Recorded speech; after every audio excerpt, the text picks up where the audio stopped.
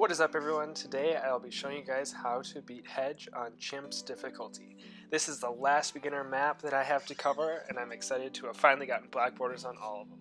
But to start off with, we're going to place a dart monkey on the far right and a tack shooter in this loop and upgrade it into a 001. Then we are going to save up our money for a ninja monkey.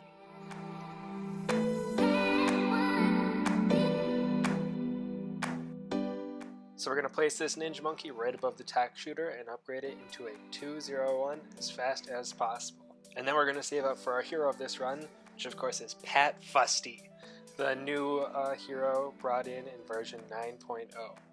So I think Pat Fusty is actually like a really good hero if you use him in the correct way. Obviously he has a really short range, so he has to be on a map where you can hit like two different sections of the map and have like a good portion of it covered. So when we place him right above the ninja monkey, he'll be able to hit two paths pretty well. And then also you have to go along with his strengths, which are that he stuns mobs and can push back bloons and mobs. So I decided to go with a stalling strat on this map with Pat Fusty, and it actually worked out really well. So we're going to place Pat right above our ninja monkey, and then we are going to get our ninja monkey into a 301 and then work on upgrading our alchemist.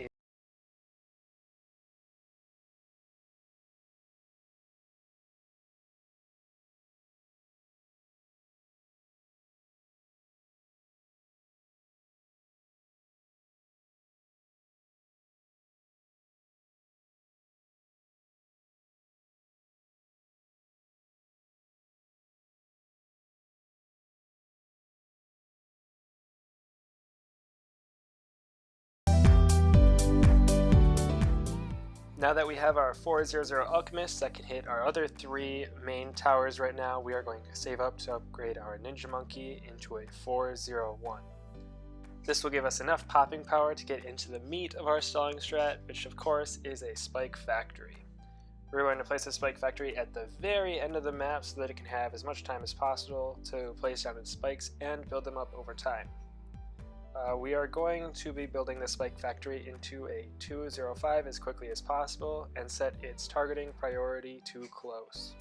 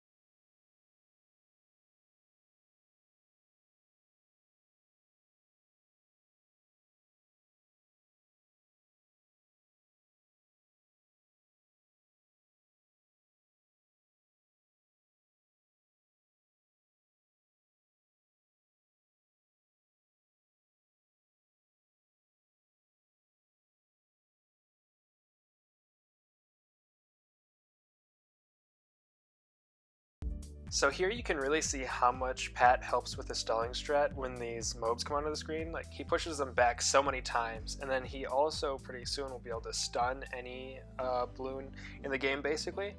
I think this really buffs the premise of stalling strats, because before you would have to get like a 230 helicopter to be able to push the bloons back to the beginning to buy more time for your spike factory, whereas now you can just get like an $800 hero.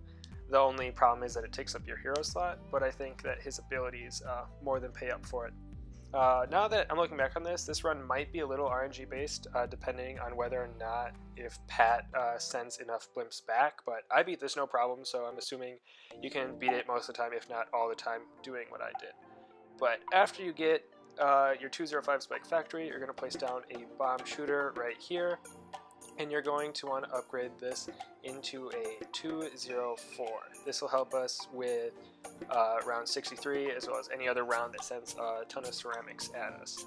You don't really need this because you have the spike factory, but we want to use the buildup of spikes as little as possible because we're going to need them later on. I also upgraded the tack shooter into a 203 just so that when it gets buffed by the alchemist, it's not a total waste. It can actually pop some balloons. You can upgrade it into a 204 later on, and then it's actually pretty good at taking down balloons.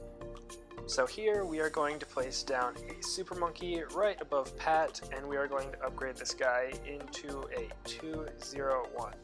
This will give us even more stalling with knockback and plenty of popping power since he has plasma vision. After we have this guy as a 201, we are going to place down a monkey village to the left of him so that it hits as many of our monkeys as possible and upgrade that into a 220.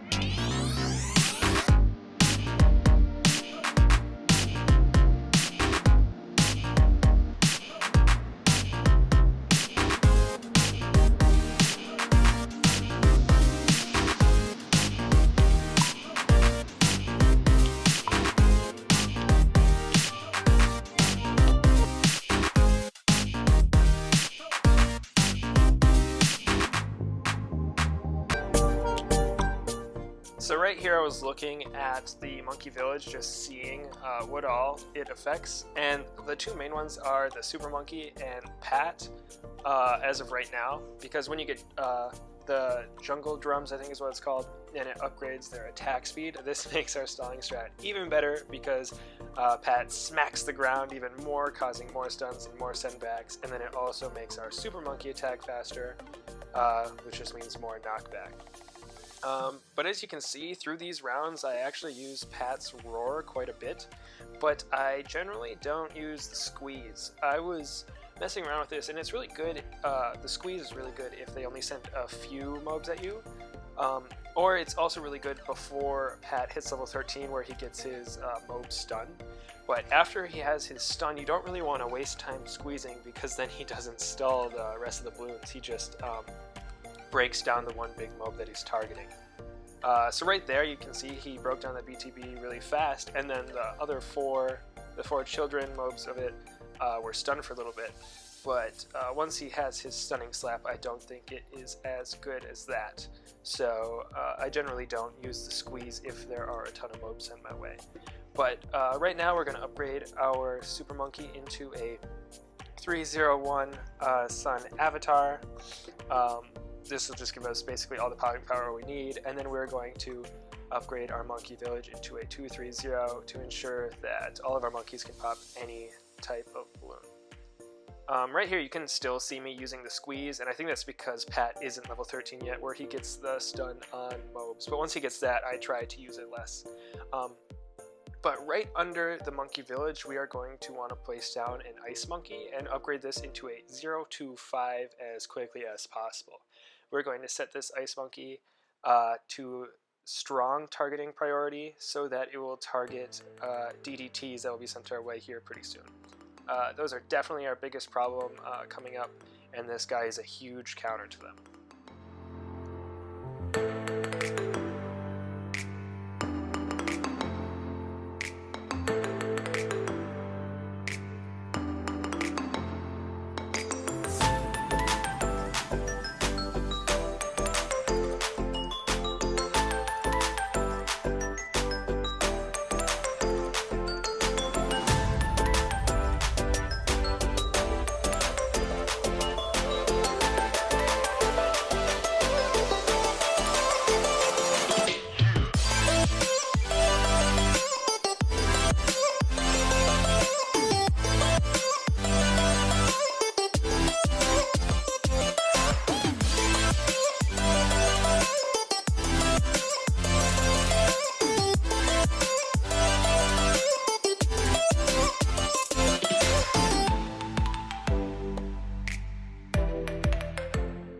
So here we almost have enough money for the Ice Monkey upgrade to get it to a 205, and the biggest thing is I spammed Roar on these last few rounds without it.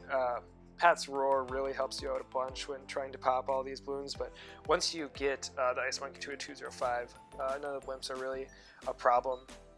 But after this, we're going to place down a bomb shooter right at the beginning and upgrade it to a 250.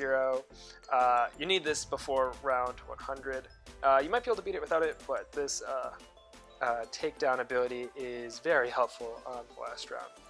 Basically, you can spam this this bomb shooter's ability anytime you want, and then the big thing is on round 100. Spam it as fast as you can all the time, just because the cooldown is so short and it does so much damage to it. But that's basically it for the video, guys. Thank you for watching. I had a lot of fun beating all these beginner maps on all the difficulties, and I hope that my videos helped you guys out along the way. So as always, don't forget to like and subscribe, and comment which videos you would like to see me do in the future.